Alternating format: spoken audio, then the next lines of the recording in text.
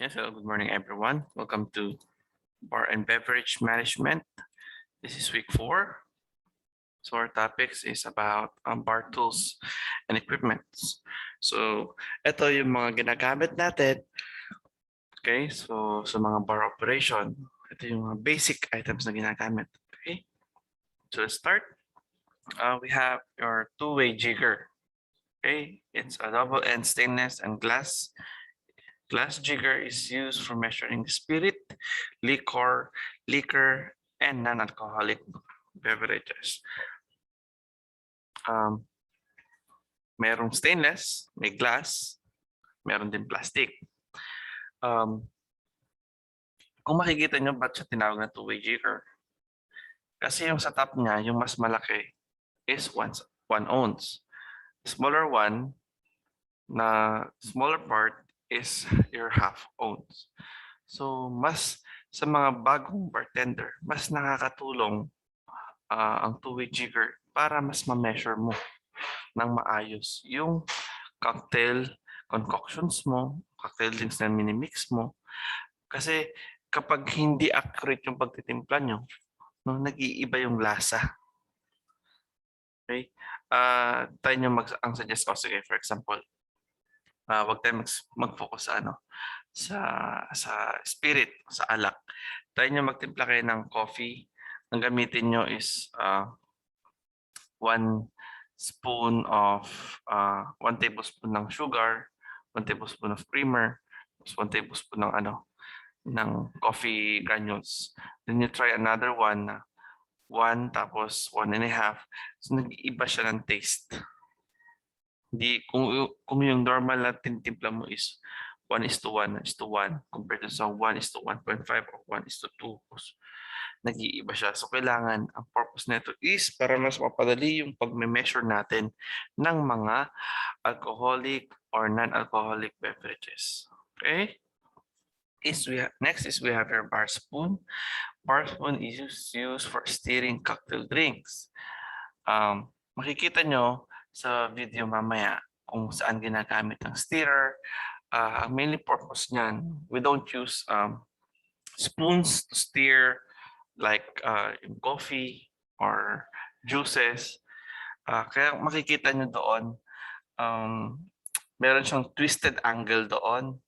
Doon mo siya hawakan. So mas madaling mag-steer. So doon mo papaikutin. So umiikot siya. Okay? Yun yung grip natin. So we have the spoon and the fork. The fork, we use that for garnishes. Saan pa ba natin ginagamit? Pag kukuha ka ng cherries, ng olives, dun sa bottle, o kaya sa pwede mo siyang i-use yung fork. The spoon, sometimes we use it for stirring. The other hand, pag nakita nyo na, pag gumawa na tayo ng mga layered drinks, especially yung mga B52 na shot drinks na layered, makikita nyo kung ano talaga, saan natin nagagamit yung bar spoon.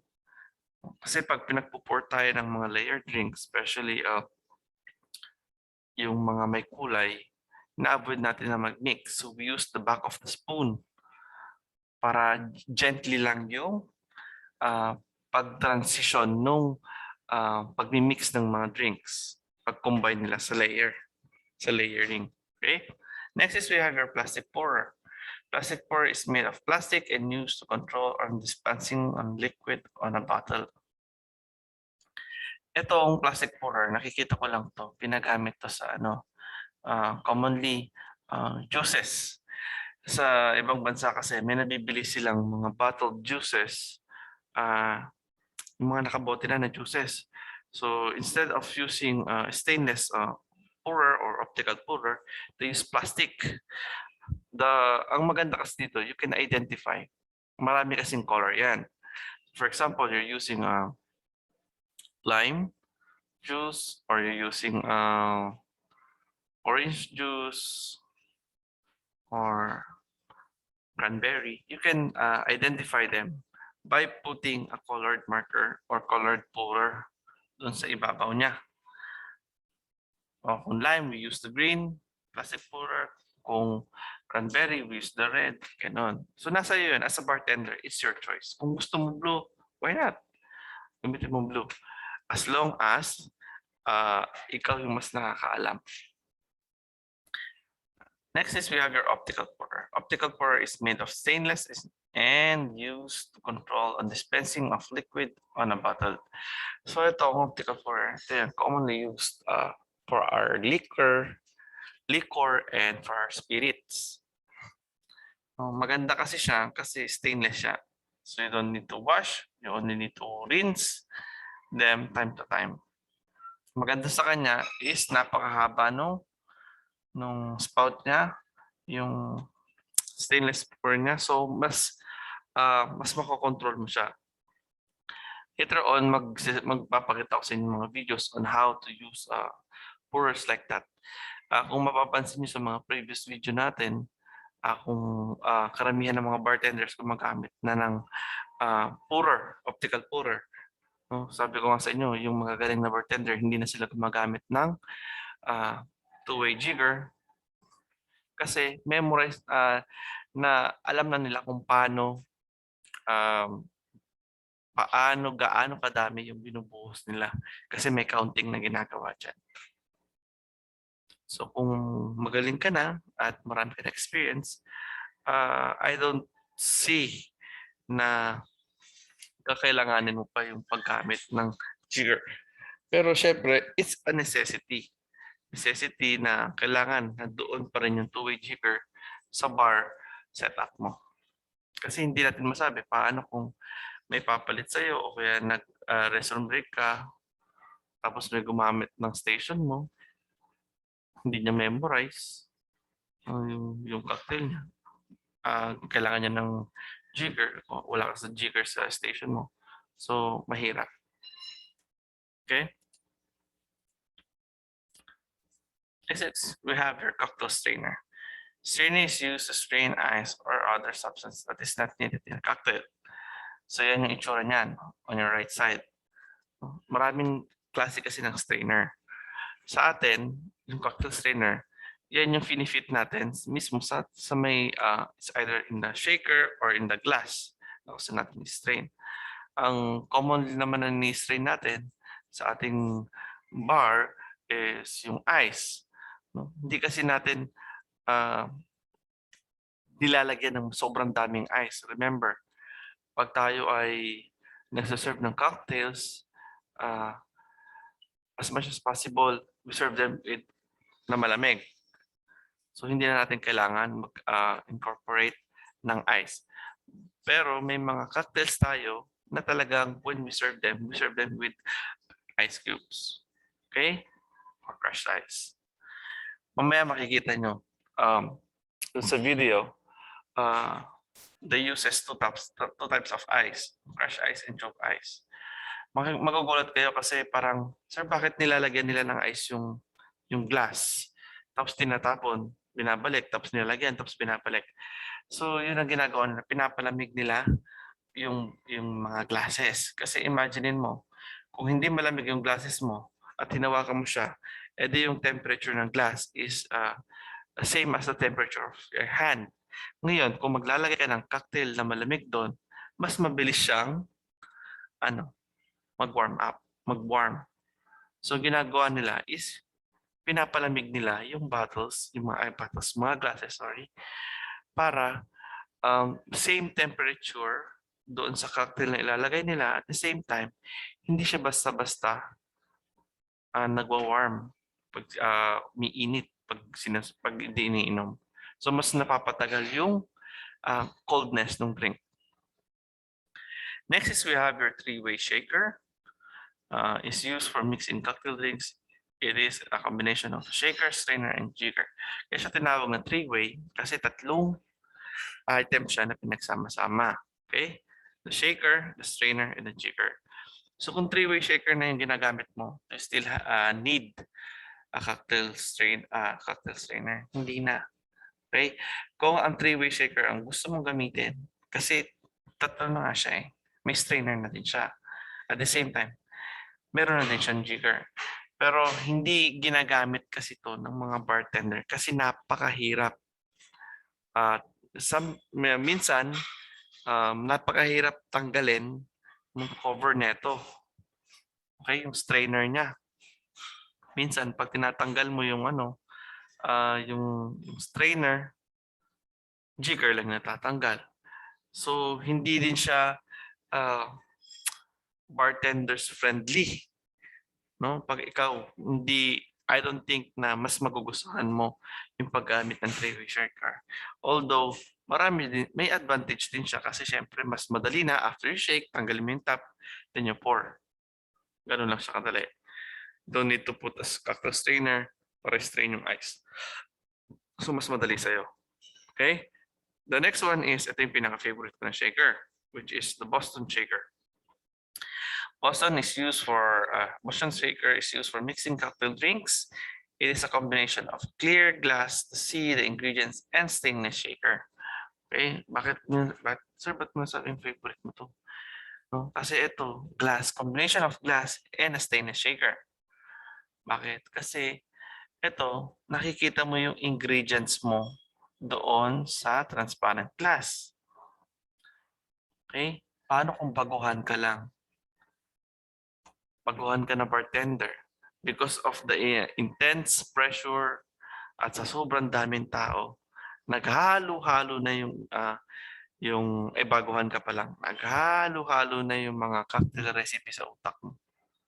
Ngayon, imbis na grenadine syrup yung nailagay mo, which is red, ang naglagay mo is blue curacao, which is blue. Okay? So doon pa lang, pag pour mo na, oh, mali yung nailagay ko. Isa-serve ko pa ba to? Especially, hindi na. Ang pangit naman na, ang hirap naman na, sinake mo na. Pag pour mo sa glass, doon mo lang nakita. Bakit blue? Red dapat to. Sabihin, mali yung nadampot mo. Okay? So, pwede mo nang gawan ng solution yung problema doon pa lang sa pag-mix. Imagine mo kung nag-shake ka pa. 30 seconds, 20 to 30 seconds ka pa nag-shake. Oh. Naka-time consuming pa. So dito nakikita mo na, at very easy. Itatap mo lang yung sa may side niya, mga disalign na siya, pwede mo nang kabitan ng cocktail strainer and i-pour. Napakadali lang. Rinse mo lang, tapos. Okay? Next is we have your waiter's friend corkscrew. Okay? Ba't siya tinawag na waiter's friend? Okay? A waiter's friend corkscrew is a very light corkscrew and can be carried or pocketed anytime. It has a bottle opener and a wine opener with a knife on it. Okay? Kaya tinawag siyang waiter's friend corkscrew kasi it's very convenient para dun sa waiter na gumagamit. Remember, if you're a waiter, no, sa inyong mga food and beverage services, subjects, or sa kanyang NC2 na FBS, may part doon na kung saan nagsaserve tayo ng wines. Okay? Wine. Sa wine natin siya ginagamit. The corkscrew is for the wine. We also have your bottle opener. Oh, so, kunwari, may nag-order ng beer. Minsan, ayaw pa nilang ipa-open kasi kumakain pa sila. So, pag during papa-open nila, so pwede mong gamitin yung bottle opener.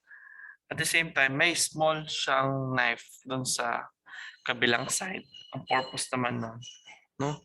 Pag nag-open ka ng wine, meron kasing cover na parang plastic cover yon. So, paano siya tatanggalin? That's the purpose of the small knife. Oh, so, parang 3-in-1. 3-in-1 na yung purpose niya. Napakadami. Kaya very convenient. Imagine mo, sige, magdala ka ng small paring knife sa bulsa mo as a waiter. Magdala ka ng T-type na corkscrew para pantanggal ng cork. Tsaka magdala ka ng bottle opener. Imagine mo lahat yan nasa bulsa mo. Compared sa napakaliit na waiter's friend corkscrew. Diba? Anong mas convenient? Ano yung mas nakakatulong sa inyo? Okay? Makita mo yung advantage and disadvantage. Yan. Next is we have your T-type corkscrew. A type of corkscrew is only used for opening cork bottle wines. It's much harder to use and needs a lot of force. Okay? So, makikita mo yan, de-demonstrate later on kung paano siya ginagamit. Napakahirap kasi ikutin mo talaga siya. Then, kailangan pag hinila mo, hindi ka pwersado kasi pag hinila mo ng pwersado yan, magpa-pop. At the same time, may mga mag-i-spill over na wine. Unlike yung next natin is the wing type corkscrew. A wing type corkscrew is only used for opening cork bottles, bottled wine. It's much easier to use for beginners and uses a lot of less force. Okay? Kasi yan, makikita mo, kaya siya tinawag na wing type, yung dalawang nasa gilid niya. Okay? Mangyari dyan, pag pinatong mo yung ibabaw, doon sa may mismong tip of the bottle, then tinwist mo tong other side. Lulubog yan. Habang tinitwist mo yan, yung magkabilang dulo niyan tumataas, nagiging parang dahan-dahan na tumataas, nagiging wing. Okay? Pag naging wing na siya, gamitin mo yung dalawang kamay mo, tapos ipo-pull down mo siya. Pag nangyari yon at bumalik sa dating position, sabihin, umangat na yung kanyang cork. Okay? So ano mas madali? So you need yung less force mo yan kasi bababa mo lang unlike yung T-type corkscrew. Okay? Next is we have your lemon squeezer. Squeezer is used for squeezing lime or lemon for the cocktails. Okay? So minsan kasi, excuse me, meron tayong mga cocktail and mocktail drinks that we use lime or lemon. So ang hirap naman, imagine mo, sir, pwede bang magpiga na lang kami? Squeeze na lang kami. Pwede naman. Kung sa tingin mo, yung bar operations mo, most of your signature drink o yung mas mabentang drink, gumagamit ng napakadami na lemon or lime. Pero ang disadvantage, paano kung di naubos? Di, cost na naman sa bar operation. Kaya nga, as much as possible, ang ginagawa natin, kasi nakikita ng guest kung paano mo ginagawa. No, ang pangit naman kung nakita nila na yung lemon, may nakatabi ka na, sabihin. Paano kung sabihin nila, baka yan yung leftover nyo last day sa bar operation nyo. So hindi. Kaya nga, puro fresh ang ginagamit natin para makita nila na fresh yung mga items, mga fruits, mga items na ginagamit natin. Okay? Next, we have your paring knife. Okay, paring knife is used for slicing and paring fruits. It's much lighter and easier to handle compared to chef knife. Sa cookery, ginagamit natin ang chef knife. Bakit? Kasi napakadami natin ginakat. We cut vegetables, we cut meat. Okay? Pero ito kasi sa bar operation, naka-specific lang. Ang ginagamit lang, pinuputol lang, kinakat lang natin is fruits. For what? For garnishing. For garnishing, mag-blend ka ng piña colada, no? Mga orange, lemon wedge, orange wedge, lime wedge, okay, yung cherry slice, gusto mo. Okay, napakaliit lang. So imaginein mo kung chef knife ang ginamit natin. Hindi naman sila chef eh. Ang main purpose lang nila is to slice, to cut, to wedge. So idea lang sa kanila yung mas magaan na knife, which is the paring. Okay, magkakat sila ng magkakat ng herbs gamit ang hands lang naman. Diba? So very convenient. Imagine mo kung chef knife yun, napakahirap gumalaw. Baka mamaya, masugatan mo pa yung kabilang bartender o mastab mo pa yung sarili mo sa haba ng kutsilyo na nilagay. Okay? Okay, next is we have your chef knife. Chef knife is used for slicing fruits that will be used for garnish. Okay? So ginagamit po rin natin siya. Pero not in the bar operation. Pag sinabi kong bar operation, doon sa mismong bar setup, hindi natin siya ginagamit. Eh sir, bakit nakalagay sa bar and tools? Ginagamit siya sa pre-organizing o pre-setup. Okay? For example, nag-garnish ka ng watermelon sa mga mocktails mo. I-try mo nga mag-slice ng watermelon using a paring knife. Siyempre, hindi mo kaya. Okay? Kaya nga meron tayong garnish tray o garnish dispenser. So, yung mga malalaking fruits na hindi kaya ng paring knife, then you use the chef knife. Now, you cut them, you slice them, tapos store nyo sa garnish tray. Okay? Ganun siya. Yun yung purpose niyan. So, yung mga malalaking items, malalaking fruits na i-slice mo na hindi kaya ng paring, you do it with the chef knife. Okay? Next is we have your chopping boards. Chopping boards is used for a base for slicing fruits as a garnish.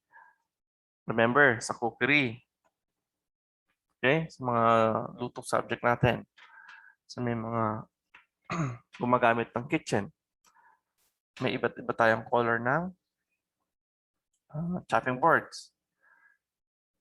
Okay? So, mga previous lessons nyo, okay? Saan natin ginagamit ang blue from shellfish or seafoods. Red is for meat. Ang red is for meats, pork, or tawag dito, beef. We have your green for vegetables. Okay, vegetables, fruits. We have your yellow for poultry. White. We usually use that for bread. And the brown for cooked foods. Remember? Okay? So tayo, hindi natin kailangan ng napakadaming chopping board sa power operation. Anong ginagawa natin? Sa ano yung ni-slice natin sa power operations? We only use fruits. Okay? Fruits, vegetables. Sometimes we use, sometimes we use vegetables. Depende nga sa'yo kung ano yung paggawa mo ng cocktails mo or mocktails mo. You can use vegetables as a garnish. No? You can use celery stalk for Bloody Mary. Pwede din, dito, na slice na carrots. So, pwede kayong gumamit. Okay, so makikita mo lang sa station natin, it's either it's a green chopping board or it's a white chopping board. Hindi kasi sila ganun na, sabi mo, yung iba kasi minsan na ginagamit is white para mas pleasing, mas maganda sa kanilang setup. Especially pag naka-stainless ka buo, mas maganda naka-white. Yung iba ginagamit green chopping board. So, depende sa inyo kung anong gusto nyo. Pero siguro naman hindi kayo gagamit ng yellow, ng red, or ng blue. Kasi yan, identified chopping board for other items yan. Okay, next is we have your bar tray. Bar tray is used for serving beverage and buzzing out glasses. It's a round shape. Okay, hindi kayo malilito yan. Ang bar tray specified is a round.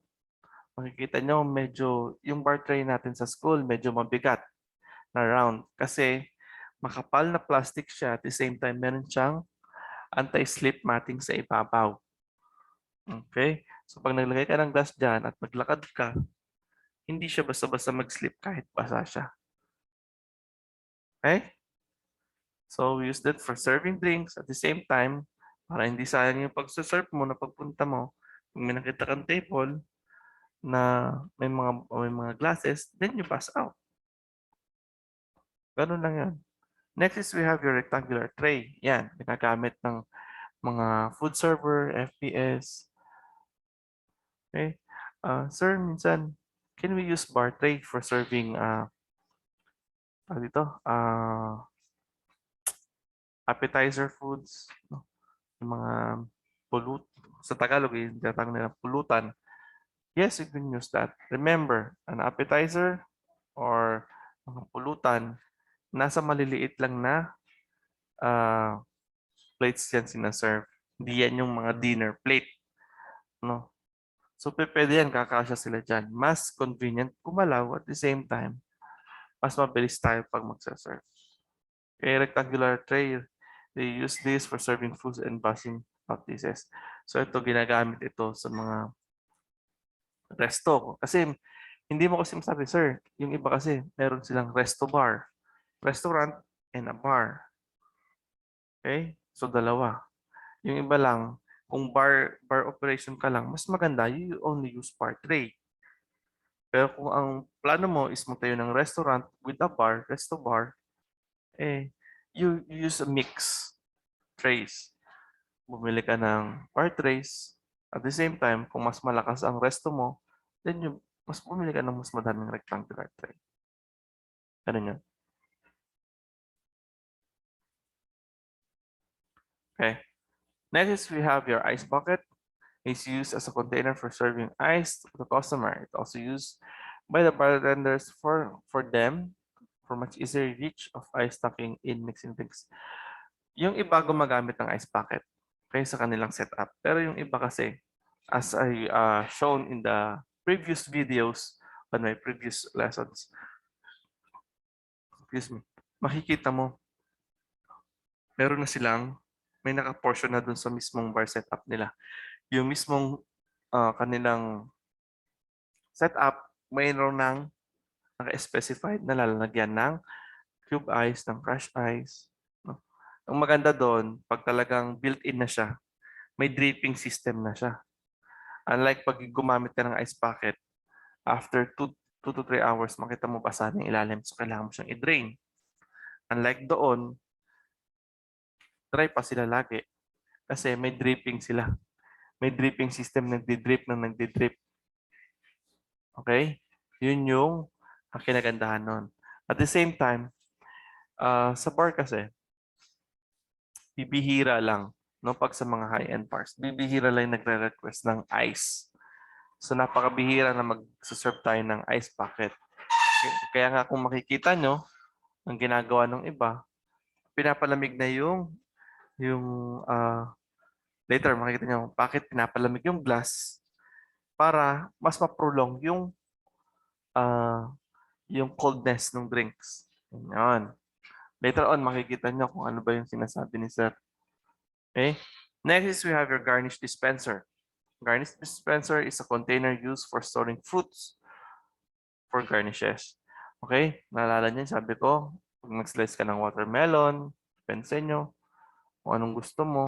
As long as kakasya siya dyan, ha? Yung slice mo, yung cut mo, kailangan kakasya siya. Okay? Lime wedge, orange wedge. Okay? Pwede ka maglagay ng cherry, ng olives. Depende kung ano yung mga garnishes na ginagamit nyo. Huwag ka namang maglalagay ng fruits na alam mo naman na hindi mo naman ginagamit kasi masasayang. Sa ilalim niyan, sir, paano na preserve yung mga fruits na ginagamit natin? Sa ilalim niyan, lalagyan mo siya ng ice. So malamig siya. Yun yung nagpapapreserve siya. Malamig. Pag naglagay ka ng fruits yan, malamig. Okay? So napapreserve, napoprolong yung lifespan ng fruits kahit na slice na siya. Okay? Yung coldness niya enough to take you over for the whole bar operation. Next is, minsan, yung iba ginagawa, chinecheck nila. Oh, medyo bumaba na yung ice. Dagdagan mo. Ganun lang. Okay? Next is we have your juice dispenser. Juice dispenser is a plastic container used for dispensing different fruit juices. Yan yung itsura niya. So siya, built-in na siya na may purer sa taas. Okay? Kaya nga maganda yan kasi color-coded. Ngayon, di ba sabi ko sa inyo, yung iba, may nabibili silang bottled na fruit juices. Meron din kasi naman yung iba na bibili mo powdered. So what you do, you mix them, then you put them in the juice dispenser. Oh, kunwari, may akong orange juice. Di magtimpla ako ng orange. Lalagay ko sa orange bottle at the same time. Okay, cranberry, pwede ko sa red. So nasa iyo kung paano mo i-color code yung mga juices, fruit juices. Okay? Minsan, pwede pang ano, sir, pwede pang fresh juice. Kunwari gumagamit ako ng orange juice na fresh, pwede. Kung sa tingin mo malakas kang gumamit ng fresh orange juice, pwede mo siyang i-squeeze at ilagay doon. Pero sabi ko nga sa inyo, paano kung hindi mo na siya nagamit? Di additional cost na naman siya. Nasayang na naman. Okay? So marami tayong different colors ng juice dispenser. You can use them according by the color that you want. You as a bartender, you're responsible kung anong gusto mong kulay na ilagay. Kung gusto mo yung orange, ilagay mo sa green. It's up to you. Pero syempre, mas makakatulong sa memorization mo kung i-assign mo yung color ng fruit doon sa color ng dispenser. Orange juice for orange, lime for green, okay? Ang ganun. Okay? Next is we have your stainless pitcher. The stainless pitcher is used for serving and dispensing water or sugar syrup. Yung iba kasi, honestly, yung iba, ako personally, sa bartender, ginagamit ko ang pitcher, stainless pitcher, only for serving water sa resto bar, mga resto bar. Kung ako ay gagamit ng container to put a sugar syrup, I'd rather use just dispenser na white, label it with sugar syrup, or I can use an empty bottle and place a plastic pourer or optical pourer. Mas madaling kumuha, mas convenient kaysa yung pitcher ang hahawakan mo. So nasa yan.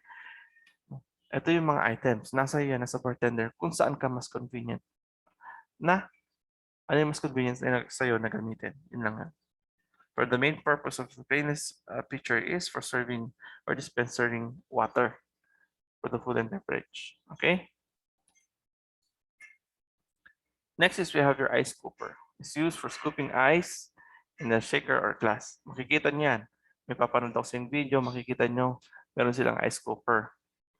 Isa lang yung ice scooper nila, ginagamit for the cube ice, isa din sa crush ice. Pwede naman isa lang ice scooper mo, no? Pinag-iiba-iba mo. Okay? Next is we have your bottle opener. Bottle opener is used for opening bottles. It could be a soda or any carbonated drink with a cap sealed at the top. Ayan, tsura. So imagine niyo yung pinag-uusapan natin kanina na waiter friend corkscrew. Okay? Kung ayaw mong bitbitin noon, magdala ka ng isang bottle opener, magdala ka ng paring knife, tapos paunin mo yung wing type, kaya yung T-type. So napakadaming laman ng bulsa mo. So hindi siya convenient para sa waiter. Okay? Next is we have your tongs. Tongs used for picking small ice garnish and straws. Kaya nga ina-avoid na natin. Once you become a bartender, kailangan malinis yung hands mo. So yung ibang setup, mapapansin nyo, sila din yung nagre-receive ng payment. Pwede naman ganong setup, pero at the same time, after you receive the payment, you hold the money, you need to wash your hands. Hindi pa pwedeng after na magbayad, ilagay mo yung binayad sa'yo sa cash box, ngayon magmi-mix ka ulit. So ano yun, cross-contamination na nangyari. Okay? Kaya kung makikita mo yung iba talaga, kung nagmi-mix lang sila, talagang andun lang sila. So yung hands nila, minsan na ginagamit nila, they pick up tissue, they hold the straw, then place it. Kasi napakahirap gumamit ng tongs. Ang tongs magandang ginamit for picking garnishes. Okay? Yun yung pinaka-advisable na paggamit. Next is we have your bottle sealer. Bottle sealer are used for sealing an open bottle of beverage and wines that has a broken cork. Ito. For wine service, kasi pag nag-open ka ng wine, may mga tendency na nasisira yung cork. Sobrang tagal na nung, especially yung mga aged wines, naging brittle yung cork. So pag inopen mo, nasira, no, natanggal mo at nasira, mahirap na ibalik yon. Unlike yung ibang mga wines, madaling ibalik yung cork nila. Yung iba kasi napakahirap. So what they do, they designed a bottle sealer. Yun yung ilalagay nila. Tapos meron din silang design. It's either it's easy way to open o meron silang tinatawag na pang-remove doon sa mismong bottle sealer nila. Makasama yan. Siyempre, pag bibili ka ng bottle sealer, kasama na yung pang-remove ng sealer. Ganon. Okay? Kunwari, nawala din yung cup ng mga liquors mo. Remember guys, after the bar operation, yung mga nilagay mo na optical pourer, plastic pourer, tatanggalin mo yan, i-rinse mo. Hindi mo yan iiwan at iiwan doon for the next bar operation. Hindi ganon. So, iiwan mo siya, ay tatanggalin mo, sir, paano pag nawala? Yan yung purpose niyan. That's a universal bottle sealer. So, pare-parehas naman ang size ng opening ng mga bottles saka ng wines. So, what they do, pwede mo din gamitin yan sa mga liquor mo, spirits na nawawala yung mga cover. So, napaka-importante. Kasi parang napaka-imposible ha, pero ang hirap kasi pag nawala. Okay? Nawala, hindi, tinabi mo, may nagtapon. So, may mga ganong instances na nangyayari. So, you can use the bottle sealer for liquors and liquor. Okay, we have can opener. Can opener is used for opening can. Ingredients being used at the bar. Sabi ko nga sa inyo, yung iba gumagamit ng, lalo na pag yung tropical fruits at hindi siya seasoned. No choice ka. You need to use the canned fruits. So what do you use? You use can opener. Okay, next we have your table napkin. It's used as a towel cover on a pitcher to avoid drippage. Pwede.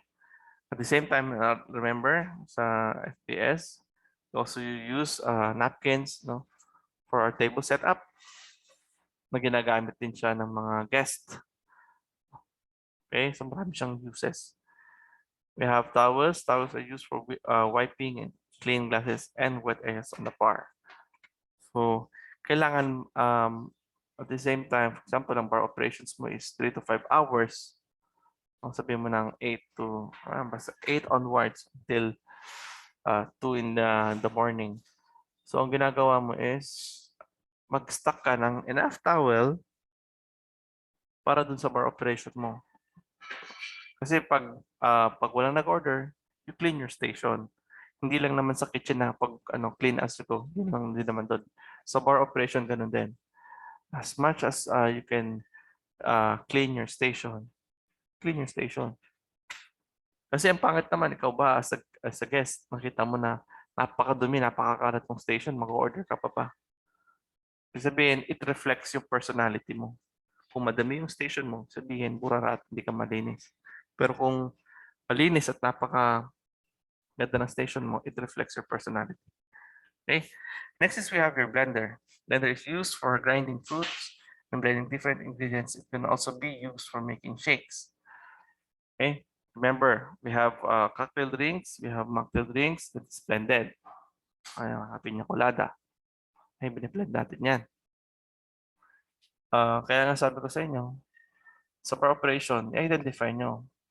Kung gumagamit ka na sa menu mo, may mga shakes ka, then ang advice ko, instead of using ice crusher, bakit hindi ka na bumili ng crushed ice? At the same time, you buy also cube ice. So, ma-identify mo kung saan mo siya gagamitin. Kasi imagine mo kung cube ice ang ilalagay mo sa blender, mas matagal compared sa crushed ice. It will take you about, what, less than 3 minutes? Less than 2 minutes. Cube ice, 3 to 4 minutes. So yung 3 to 4 minutes mo, yung 2 minutes na difference mo, may magagawa ka pang different cocktails. Okay? Tsaka sa paggawa ng menu, hindi lang pwedeng cocktails and mocktails, depende nga sa setup nyo. Paano kung resto bar ka, puro alak ba? Hindi. Siyempre may shakes ka din na sinaserve. Okay? Coco shake, pandan shake, pineapple shake, green mango shake, nasa iyo. Pipe mango shake, depende na sa inyo. Okay? So, ang mga equipment, bibilhin mo depende sa bar operation o setup na gusto mong mangyari. So bago ka bumili ng mga tools, i-identify mo muna kung ano ba yung ini-aim mo as sa pag-open ng bar. Okay? Ano ba, bar or resto bar? So it's up to you. Next is we have your ice crusher. It's an electric machine used for crushing ice. Yan yung yan yung handy. Okay? Sir, paano kung ano? Pwede naman. Kung wala kang makuha na ng crushed ice, puro tube ice lang. Pwede. Pwede mong set up yan. Lagyan mo ng tube ice sa itaas, tapos ganun lang siya. Convenient. Okay? Next is we have your coaster pads. It's used for a base and serving cocktails to avoid sliding on the glass. Kaya nga yung sinasabi ko sa inyo, napakahirap na pagkakuha, bus out, kukuha ng coaster pads, wash top sila dry. So ano yun, gumagawa sila ng coaster pads made of paper that is very light and disposable. Okay? Yung iba kasi ginagawa nila, yung logo ng bar, para makita nila na personalized. Next, you have your glassware. Glasswares are used as container for serving cocktails and mocktails. Yan. Ito makikita mo yung different glasswares. So yan yung itsura niyan. So yan ang base natin. Diyan ilalagay lahat ng lahat ng cocktails and mocktails, shooters, shakes, yan ilalagay. Depende. So kung ano yung orderin, may specific glasses na kailangan gamitin para doon. Okay. Next is you have your glass rack. Glass rack is used for transferring large number of glasses. It can also be used as storage for keeping and avoid breakages. So imagine mo kung nakapatong lang dyan sa mga cabinets. No? Hindi siya, tapos nasagi yung cabinet, umuga, malalaglag, mapapasag. Unlike pag glass rack, talagang fit na fit yung mga glasses.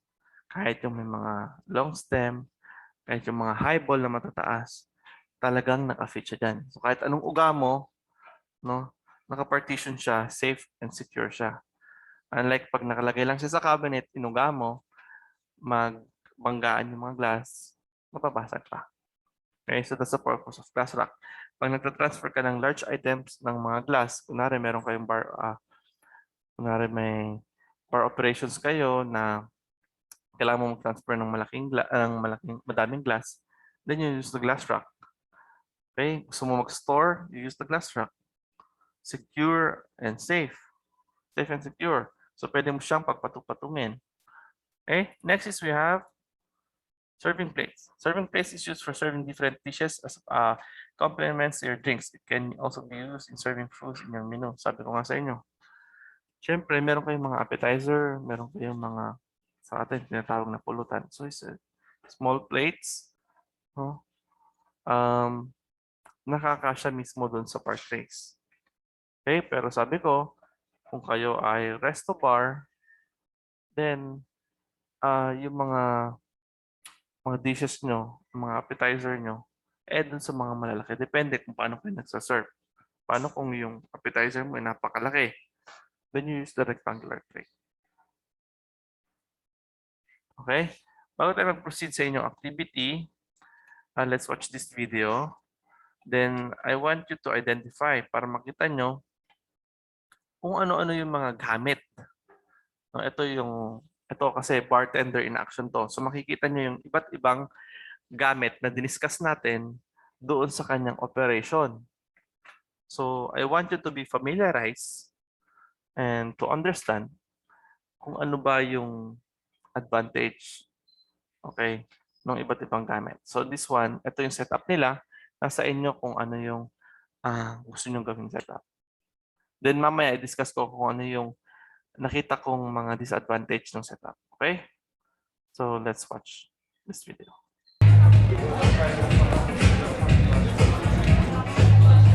Блин, это how much? Это его Сейчас мы в прошлом день почти здоровый человек, блин. Клубника в стопе. У нас нет куртизанки, нет ни разу.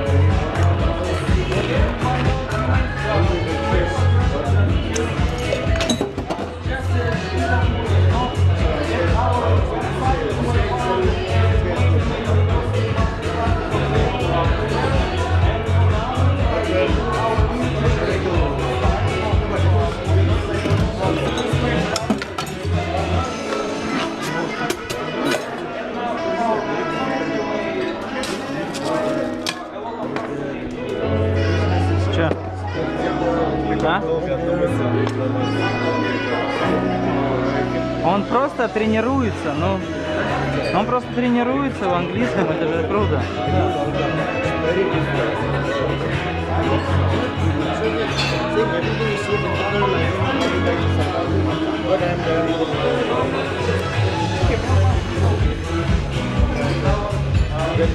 А.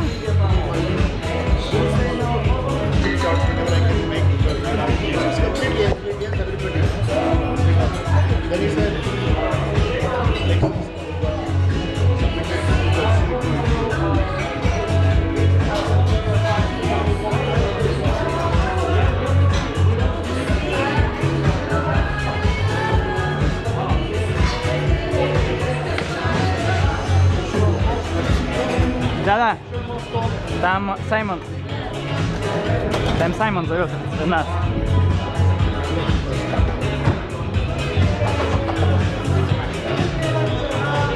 Как дела? Летняя роса. Дикая ягода. Okay, so nakita nyo? Okay, so ang akin ang comment ko lang yung iba.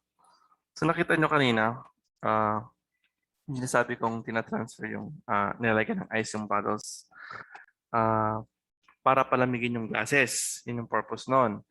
Pero para ma-prolong yung coldness ng drinks. Tapos nakita nyo yung ginawa niya kanina na siguro natin si Kuya,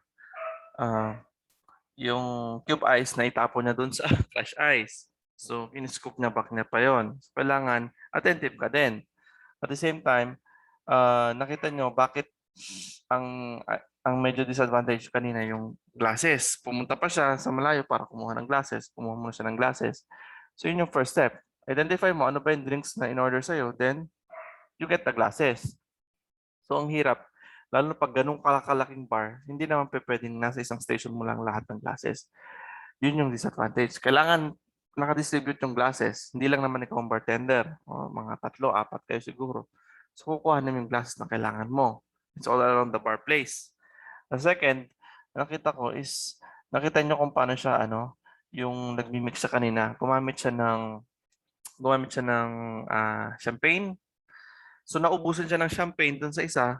So, instead na mag-open siya, kinuha na lang yun na nakapost sa kabila, which is mas maganda. Alam mo kung bakit? Kasi remember, pag kayo nag-open ng champagne, hindi naman ganun kadali mag-open ng champagne.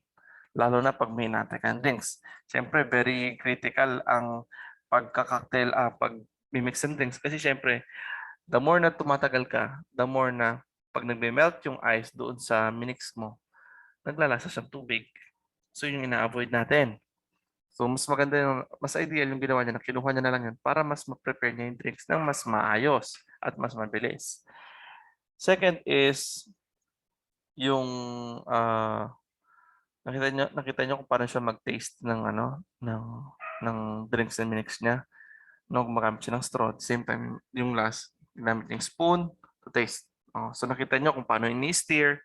Nandoon, pati also yung mga Boston shaker. Okay? So, for your activity, write it on a yellow paper, write your name, the subject and the week, and the date kung kailan nyo siya ipapasa. So, lagay niyo yung answers nyo and please submit it. Okay? Pag may questions kayo, kindly message me in the group chat.